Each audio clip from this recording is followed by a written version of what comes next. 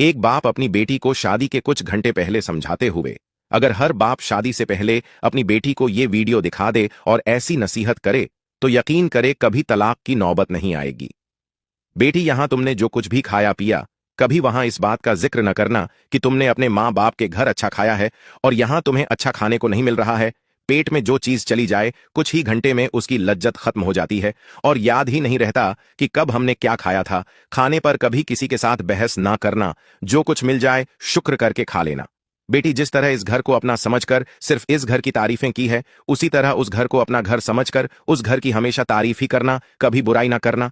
अब वही तुम्हारा अपना घर है, अब उस घर की इज्जत और आबरू की हिफाजत करना तुम्हारा काम है। बेटी अपने बाप की बातों को ध्यान से सुनने लगी। बाप कह रहा था, बेटी तुमने मास्टर डिग्री की है, बड़ी कॉलेज और यूनिवर्सिटी में पढ़ाई की है, मगर अपनी पढ़ाई का रोप अपने ससुराल वालों पर मत इस्तेमाल करना। कभी उनको यह ना कहना कि मैं आप लोगों से ज्यादा जानती हूं, आप लोगों से ज्यादा पढ़ी हूं। बेशक अपने घर के मामले में वह तुमसे ज्यादा जानते हैं, क्योंकि हर घर के अपने अलग अलग उसूल होते हैं, अपने अलग अलग मामलात होते हैं। बेटी, शौहर को कभी पीठ देकर ना सोना, क्योंकि अल्लाह पाक औरत की इस हरकत से नाराज हो जाता है।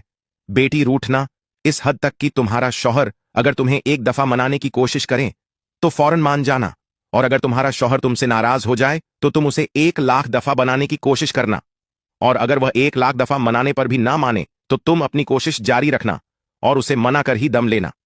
बेटी, शौहर से कभी ऐसी चीज की डिमांड ना करना जो उसकी हैसियत से बढ़कर हो। उसकी मजबूरी का अच्छी तरह से एहसास करना, क्योंकि शौहर के हालात का तुम्हें अच्छी तरह से ख्याल रखना होगा।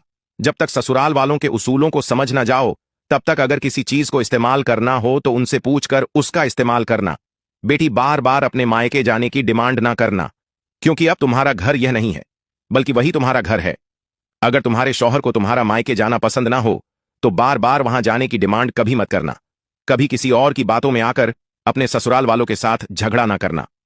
बाप कहने लगा, बेटी उस घर के सभी अफराद का ख्याल ऐसे ही रखना जैसे इस घर के अफराद का ख्याल रखती हो। मेरी नसीहत, अपने दुपट्टे से बांध लेना, शादी के बाद तुम्हारे सर से दुपट्टा सरक ना पाए, और ना ही मेरी नसीहतें।